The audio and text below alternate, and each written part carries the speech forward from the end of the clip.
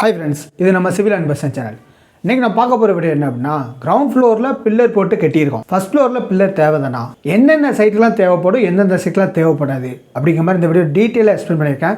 Ground floor நான் இப்போ வந்து கட்டிக்கிட்டு இருக்கேன். ஃபர்ஸ்ட் ஃப்ளோர் வந்து ஃபியூச்சரில் கட்ட போகிறேன் அப்படிங்கிறவங்களுக்கு நிறைய டிப்ஸ் இந்த வீடியோவில் வந்து கொடுத்துருக்கேன். ஸோ வீடியோ ஸ்கிப் பண்ணாமல் பாருங்க, கட்டாயம் உங்களுக்கு வந்து யூஸ்ஃபுல்லாக இருக்கும். இந்த மாதிரி யூஸ்ஃபுல்லாக உங்களுக்கு யூஸ்ஃபுல்லாக இருக்க மாதிரி மற்றவங்களுக்கு யூஸ்ஃபுல்லாக இருக்கணும் அப்படின்னு நினச்சிங்கன்னா வீடியோ லைக் பண்ணிட்டு பாருங்கள். வாங்க வீடியோக்குள்ளே போகலாம்.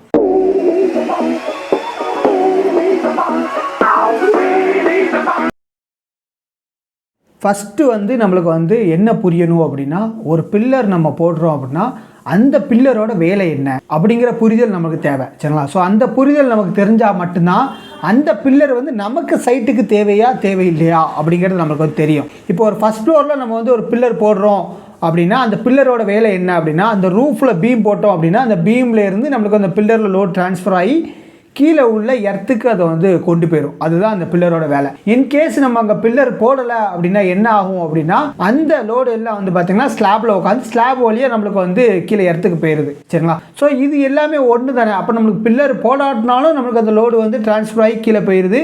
பில்லர் போட்டால் பில்லர் வந்து அந்த லோடை கொண்டு போய் கீழே எர்த்து கொண்டு போகுது. இதனால் நம்மளுக்கு எந்த விதமான தவறு எதுவுமே கிடையாது தானே. அப்போ நம்ம ஆட்டோமேட்டிக்காக பில்லரே போடாமல் பண்ணலாமே அப்படின்னு ஒரு கேள்வி நீங்கள் கேட்டீங்க அப்படின்னா, ஆனால் அந்த லோடு வந்து எது வழியாக ட்ரான்ஸ்ஃபர் ஆகுது அப்படிங்கிறது ரொம்ப முக்கியம், சரிங்களா? அந்த லோடு வந்து பார்த்தீங்கன்னா ரூஃபில் வந்து உட்காரும், சரிங்களா? ஸோ அந்த ரூஃப் வந்து பார்த்தீங்கன்னா ரூஃபு கீழே நம்ம போட்டிருப்போம் பார்த்தீங்கன்னா அந்த ரூஃப் பீம், அது வழியாக காலத்துக்கு போய் காலத்துலேருந்து நம்மளுக்கு வந்து எர்த்துக்கு போயிடும். ஒரு வேளை நம்ம வந்து ரூஃப் பீம் போடலை அப்படின்னா அந்த லோடு பூரா எங்கே வரும் அப்படின்னா கீழே போட்ட பிளிந்த் பீமுக்கு தான் வரும், சரிங்களா? பிளிந்த் பீம் வழியாக தான் நம்மளுக்கு வந்து எர்த்துக்கு கன்வெர்ட் ஆகும். அதனால் வந்து பார்த்தீங்கன்னா அந்த பிளிந்த் பீம் வந்து எவ்வளோ தூரம் லோடை தாங்கணும் அப்படின்னா கிரவுண்ட் ஃப்ளோரோட ரூஃப் லெவல் வரைக்கும், அடுத்து வந்து பார்த்தீங்கன்னா ஃபஸ்ட் ஃப்ளோரோட அப் டு கைப்பிடி வரைக்கும் வந்து பார்த்தீங்கன்னா அந்த லோடு வந்து பிளிந்த் பீம் வந்து தாங்கணும். இன்கேஸ் நீங்கள் வந்து பில்லர் ரைஸ் பண்ணலை அப்படின்னா, பில்லர் ரைஸ் பண்ணியிருக்கீங்கன்னா பில்லரை நீங்கள் ரூஃப் பீமோட கனெக்ட் பண்ணி அது வந்து லோடு நேராக பில்லர் வழியாக கொண்டு போயிடும். ஒருவேளை நீங்கள் பில்லரை கனெக்ட் பண்ணலை அப்படின்னா மொத்த லோடு எங்கே வரும் அப்படின்னா பிளிந்த் பீமில் தான் உட்காரும். அந்த அளவுக்கு அந்த பிளிந்த் பீமை நீங்கள் வந்து டிசைன் பண்ணி பண்ணியிருக்கீங்க, G+1 வரைக்கும் அது தாங்கக்கூடிய சக்தி அந்த பிளிந்த் பீமுக்கு இருக்குது அப்படின்னா தாராளமாக நீங்கள் வந்து பில்லர் ரைஸ் பண்ணலாம். ஒருவேளை நான் அந்த அளவுக்கு டிசைன் பண்ணலை, நான் வெறும் கிரவுண்ட் ஃப்ளோர் லெவலுக்கு தான் நான் அந்த பிளிந்த் பீம் வந்து டிசைன் பண்ணி பண்ணியிருக்கேன் அப்படின்னா கட்டாயம் நீங்கள் வந்து பார்த்தீங்கன்னா ரூஃப் பீமில் வந்து அந்த பில்லரை வந்து ரைஸ் பண்ணி தான் ரூஃப் பீம் போட்டு தான் பண்ணணும், சரிங்களா? இன்கேஸ் நான் வந்து ரூஃப் பீமும் போட்டிருக்கேன், கிரவுண்ட் ஃப்ளோரில் ரூஃப் பீமும் போட்டிருக்கேன், இப்போ நான் ரைஸ் பண்ணலாமா அப்படின்னா உங்களோட ரூஃப் பீம் வந்து பார்த்தீங்கன்னா அந்த ஃபஸ்ட் ஃப்ளோரோட ஓவரால் லோடையும் தாங்கக்கூடிய சக்தி அதுக்கு வந்து இருக்கணும், சரிங்களா? ஸோ அந்த அளவுக்கு அதுக்கான டிசைனிங் லோடு கேல்குலேஷன் எல்லாமே இருக்கணும். Dead load, live load, dear post, pending moment எல்லாமே அந்த பீமில் இருந்து அது வந்து தாங்கக்கூடிய திறன் இருந்தது அப்படின்னா நீங்கள் தாராளமாக வந்து G+1 கட்டலாம். இல்லை அப்படின்னா எனக்கு வந்து குழப்பமாக இருக்குது, நான் வந்து இவ்வளோ ரிஸ்க் எடுக்கணுமான்னு கேட்டால் நீங்கள் தாராளமாக பழைய முறையில் வந்து கல்லுக்கட்டு முறையிலே நீங்கள் வந்து கட்டி பயன்படுத்தலாம், சரிங்களா? ஏன்னா கல்லுக்கட்டு முறையிலே நீங்கள் வந்து வானம் தோண்டி கல்லு கட்டி பேஸ்மெண்ட் வரை கல்லுக்கட்டு கட்டியிருப்பீங்க. ஸோ அதுக்கு மேலே நீங்கள் கட்டுறதுனால எல்லா லோடும் வந்து பார்த்திங்கன்னா உங்களுக்கு வந்து வால் வழியாக உங்களுக்கு வந்து கீழே உள்ள எர்த்துக்கு அந்த கல்லுக்கட்டு மூலமாக கீழே கொண்டு போயிடும். ஒரு வேளை நீங்கள் வந்து அதில் வந்து என்ன ஒரே ஒரு டிஸ்அட்வான்டேஜ் அப்படின்னா உங்களால் ரூம் சைஸஸ் மட்டும் மாற்ற முடியாது. தாய் சுவர் என்னவோ அதே தான் உங்களுக்கு வந்து G+1 இருக்கட்டும் இல்லை G+2 இருக்கட்டும் அதே தான் நீங்கள் வந்து வைக்க முடியுமே தவிர மற்றபடி அதில் வந்து ஒரு பெரிய டிஸ்அட்வான்டேஜ் எதுவும் கிடையாது. ஆனால் லைஃப் கொஞ்சம் குறையும். உங்களுக்கு லைஃப் வந்து பார்த்தீங்கன்னா நீங்கள் வந்து ஃப்ரேம்டு ஸ்ட்ரக்சர் வந்து அதிகம் லோட் பியரிங் ஸ்ட்ரக்சரோட.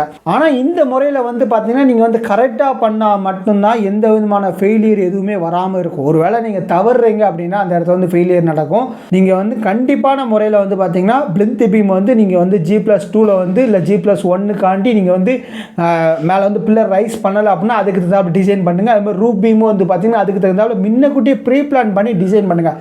ஒருவேளை இல்லை நான் ஃபஸ்ட் ஃப்ளோரில் வந்து நான் வந்து பில்லரை பூரா மேலே வந்து ரைஸ் பண்ண போகிறேன், அந்த பில்லரை வந்து பார்த்தீங்கன்னா டம்மி காங்கிரீட்டாக போட்டுருங்க, சரிங்களா? ஈஸியாக உடைக்கிற மாதிரி, சரிங்களா? ஈஸியாக அதை வந்து உடைக்கணும். ஸோ அந்த மாதிரி நம்ம வந்து M5 இல்லை அப்படின்னா M7.5 கிரேடில் கூட நம்ம வந்து அந்த காங்கிரீட்டை வந்து மிக்ஸ் பண்ணி போடலாம். ஜல்லிக்கு பொழுது செங்காமுட்டியை மிக்ஸ் பண்ணி மணலோட சிமெண்டோட மிக்ஸ் பண்ணி நம்ம அந்த காங்கிரீட்டாக போடலாம். ஆனால் என்ன அப்படின்னா இந்த மெத்தடில் வந்து நம்மளுக்கு வந்து இந்த டம்மி காங்கிரீட் போடுறோம் அப்படின்னா உள்ள ஸ்டீலை வந்து கரோஷன் பண்ணிடக்கூடாது.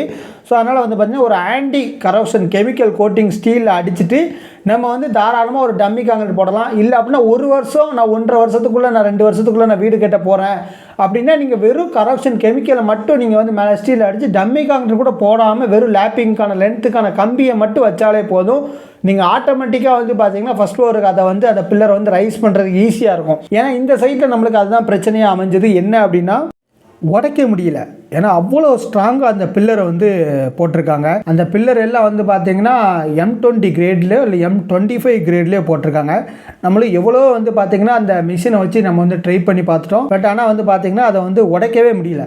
ஸோ அந்த அளவுக்கு ஸ்ட்ராங்காக போட்டோம் அப்படின்னா நம்மளுக்கு வந்து பார்த்திங்கன்னா ஃப்யூச்சரில் நம்ம மாடி கட்டுறோம் அப்படின்னா அதை வந்து உடைக்க முடியாது. இன்கேஸ் வந்து பார்த்திங்கன்னா நல்ல வந்து மிஷினை போட்டு உடைச்சாலுமே வந்து பார்த்திங்கன்னா அந்த விரிசல் வந்து பார்த்திங்கன்னா கீழே உள்ள கிரவுண்ட் ஃப்ளோரோட பில்லர் வரைக்கும் அந்த விரிசல் வந்து வரதுக்கான வாய்ப்பு இருக்குது. ஏன்னா ஒன்று வந்து ஜாயிண்ட் தான், சரிங்களா? ஸோ அந்த கம்பிலையும் பட்டு அந்த வைப்ரேட் அதிகமாக கொடுக்க வந்து பார்த்திங்கன்னா விரிசல் வந்து கீழே வரைக்கும் வந்துடும், சரிங்களா?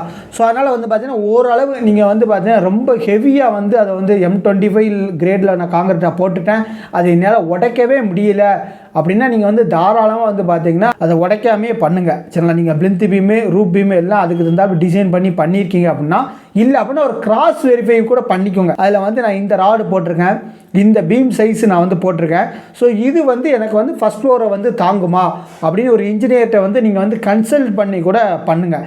ஏன்னா வந்து பார்த்திங்கன்னா எந்த விதமான தவறு நடக்கிறதுக்கு முன்னக்கூட்டியே நம்ம வந்து அதை வந்து கரெக்டு தானா அப்படிங்கிறத தெரிஞ்சுக்கிறது தவறே கிடையாது, சரிங்களா?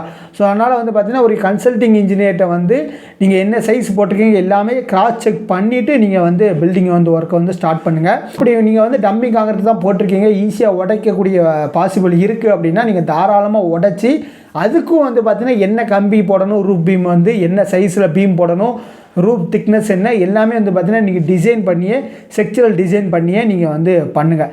அது மாதிரி நம்ம யாருக்குனே வந்து பார்த்திங்கன்னா ஃபஸ்ட் ஃப்ளோர் சம்மந்தமாக வந்து நிறைய வீடியோஸ் வந்து போட்டிருக்கேன், சரிங்களா? நீங்கள் ஃபஸ்ட் ஃப்ளோர் கட்ட போகிறீங்க அப்படின்னா அந்த வீடியோ பூரா ரெஃபரன்ஸ் எடுத்து நீங்கள் வந்து ஒவ்வொரு பாயிண்ட்டையும் நோட் பண்ணி வச்சுக்கோங்க. ஏன்னா நம்ம விவரமாக இருக்கணும், இல்லை அப்படின்னா நம்ம சிறு தவறு நடந்தாலும் வந்து பார்த்திங்கன்னா அதோட பாதிப்பு வந்து நமக்கு தான் இருக்கும். அப்படிங்கிறதுனால ஒவ்வொன்றையும் நம்ம வந்து ஒரு பாயிண்ட்டாக நோட் பண்ணிக்கணும், சரிங்களா? இப்போ இந்த மாதிரி ஃபஸ்ட் ஃப்ளோர் நான் கட்ட போகிறேன் அப்படின்னா அந்த பில்லரை வந்து உடைக்க முடியுதா அப்படிங்கிற பார்க்கணும். பில்லரை உடைக்க முடியல அப்படின்னா நம்ம ஆல்டர்னேட்டிவாக வந்து இதெல்லாம் சேஃபாக இருக்கா அப்படின்னு கிராஸ் செக் பண்ணிக்கணும். ஒருவேளை பில்லரை உடைக்க கிரவுண்ட் ஃப்ளோர் நான் கட்டிக்கிட்டு இருக்கேன் அப்படின்னா நான் ஃபஸ்ட் ஃப்ளோர் கட்ட போகிறேன் அப்படின்னா அதுக்கு என்னென்னா ப்ரீ பிளான் பண்ணணும். தலைச்செங்கல் போடணுமா?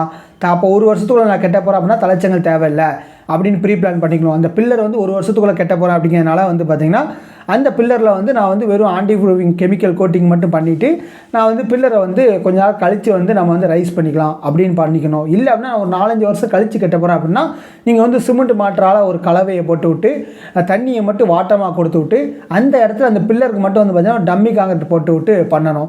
இல்லை அப்படின்னா நான் வந்து ஃபஸ்ட் ஃப்ளோரே கெட்ட போகிறதில்ல அப்படின்னா நீங்கள் வந்து தாராளமாக வந்து தலைச்செங்கல் போட்டு நீங்கள் வந்து பில்லரை வந்து M20 கிரேட் காங்கிரீட்டில் வந்து பண்ணிக்கணும். அது மாதிரி டிசைனும் நீங்கள் வந்து எப்படி பண்ண போகிறீங்க அப்படிங்கிறத பொறுத்து நீங்கள் வந்து டிசைனை கிரவுண்ட் ஃப்ளோர் மட்டும் நீங்கள் பண்ண போகிறீங்கன்னா அதுக்கு தகுந்த பில்லர் டிசைன் பண்ணணும். இல்லை G+1ன்னா அதுக்கு தகுந்த டிசைன் பண்ணணும், G+2ன்னா அதுக்கு தகுந்த டிசைன் பண்ணணும். ஸோ இந்த மாதிரி ப்ரீ பிளான் பண்ணி தான் நம்ம வந்து ஒவ்வொரு சைட்டையும் நம்ம வந்து ஆரம்பிக்கணும், சரிங்களா? ஏன்னா நம்ம ஒரு கான்ட்ராக்டர்கிட்ட கொடுக்கோம் அப்படின்னா நீங்கள் அது தெளிவாக சொல்லணும். நான் கிரவுண்ட் ஃப்ளோர் மட்டும் கட்ட போகிறேன்னா இல்லை G+1 G+2 எல்லாமே தெளிவாக சொல்லணும். இல்லை கான்ட்ராக்டர்காரர் வந்து அதுக்கு ஏற்றாப்புல மெட்டீரியல் எல்லாம் போட மாட்டார் அப்படின்னா நீங்கள் வந்து ஒரு இன்ஜினியர்கிட்ட வந்து கன்சல்டிங் வாங்கி டிசைன் வாங்கிக்கணும், ஸ்ட்ரக்சரல் டிசைன் வாங்கி இதுதான் என்னோட பில்டிங்கு, இந்த பிளானுக்கு வந்து பார்த்திங்கன்னா இந்த சைஸில் தான் ராடு போடணும், இந்த சைஸில் தான் எனக்கு வந்து பீம் சைஸ் இருக்கணும், காலம் சைஸ் இருக்கணும் அப்படிங்கிற ஃபுல் டீட்டெயில் எல்லாமே வாங்கி நீங்கள் வந்து பண்ணிங்க அப்படின்னா உங்கள் பில்டிங்கோட லைஃப் வந்து பார்த்திங்கன்னா அதிகரிக்கும். ஃபெயிலியர் ஆகிறதுக்கான வாய்ப்பையும் நீங்கள் வந்து குறைக்கிங்க. அது மாதிரி மெட்டீரியல் வேஸ்டேஜையும் அவாய்ட் பண்ணலாம், சரிங்களா? தேங்க்யூ ஃபார் வாட்சிங் திஸ் வீடியோ. தேங்க்யூ.